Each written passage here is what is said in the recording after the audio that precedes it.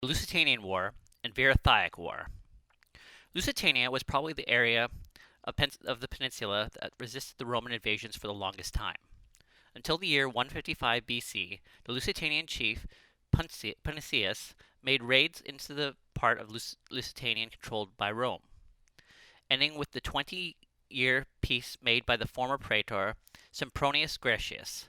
Punicius obtained an important victory against the praetors Manilius and Calpurnius, inflicting 6,000 casualties. After the death of Punicius, Caesarus took charge of the fight against Rome, vanquishing the Roman troops again in 153 BC, revealing his banner in the battle, which triumphantly showed the rest of the Iberian peoples how to display the vulnerability of Rome. At the time, the Venetones and Celtiberians had united in resistance, leaving the situation for Rome in this area of Hispania somewhat precarious. Lusitanians, Venetones, and Celtiberians raided the Mediterranean coast, while, to secure their position in the peninsula, they deployed to North Africa. It was this year that the two new consuls arrived in Hispania, Quintus Fulvius Nobilitor and Lucius Pompeius.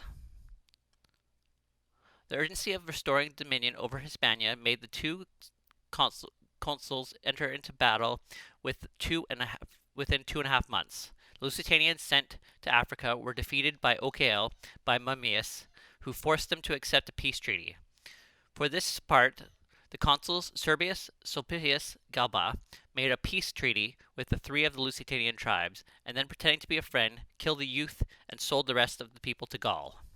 Nobilitor was replaced in the following year, 152 BC, by Marcus Claudius Marcellus. He, in turn, was succeeded in 150 BC by Lucius Licinius Lucilius, who was distinguished by the cruelty and infamy.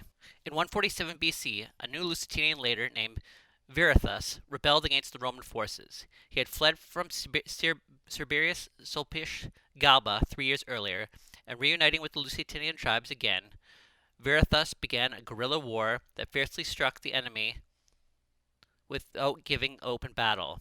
He commanded many campaigns and arrived with his troops at Mercian coasts.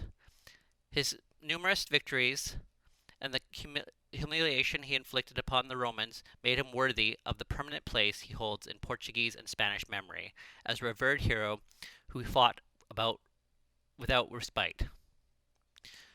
Viriathus was assassinated about 139 BC by Audax, Ditalis, and Minurus, probably paid off by the Roman general Marcus Popilius Lenus. With his death, the organized Lusitanian resistance did not disappear, but Rome continued to expand into the region. Between 135 and 132 BC, Consul Decimus Junius Brutus brought about an expedition to Galicia, north of Portugal and Galicia. Almost simultaneously, 133 BC, the Celtiberian city Numantia, the last bastion of the Celtiberians, was destroyed. This was the culminating point of the war between the Celtiberians and the Romans between 143 BC and 133 BC. The Celtiberian city had been taken by Publius Cornelius Scipio Aemilius. When the opportunity was to take too much to resist, the Celtiberians' chief committed suicide with their families, and the rest of the population was sold into slavery. The city was razed.